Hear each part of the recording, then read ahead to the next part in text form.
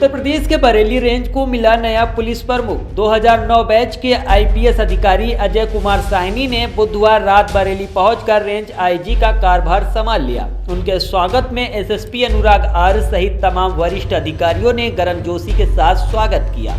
बृहस्पतिवार सुबह आईजी साहनी ने मीडिया से बातचीत की और अपनी प्राथमिकताओं को स्पष्ट किया। उन्होंने कानून व्यवस्था को मजबूत बनाने, अपराध नियंत्रण और जन विश्वास कायम करने को अपनी शीर्ष प्राथमिकता बताया। साइबर क्राइम पर चिंता जाहिर करते हुए उन्होंने कहा कि इस पर प्रभावी रोकथाम की जरूरत है।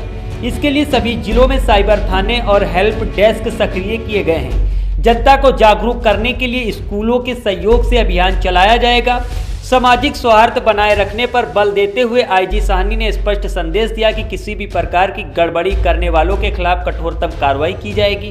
बता दें, इससे पहले बरेली रेंज के आईजी डॉक्टर राकेश कुमार सिंह 30 अप्रैल को रिटायर हो चुके थे।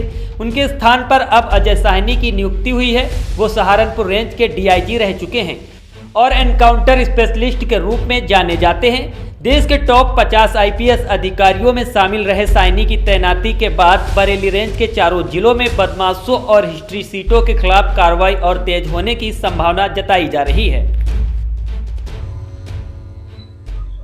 मैं 2009 बैच का आईपीएस ऑफिसर हूं और मेरी सेवा की शुरुआत उत्तर प्रदेश में जनपद मुरादाबाद से हुई है।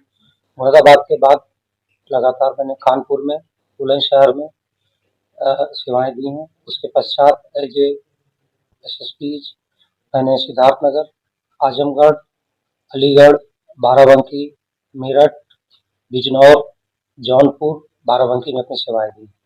इसके पूर्व में मैं डीआईजी रेंज सहारनपुर के तौर पर तैनात था और कल शाम को मैंने बरेली में ज्वाइन किया है और आज आप सभी लोगों से वार्ता हो रही है। सर, क्या प्राथमिकता है? सब दो चीजें हैं।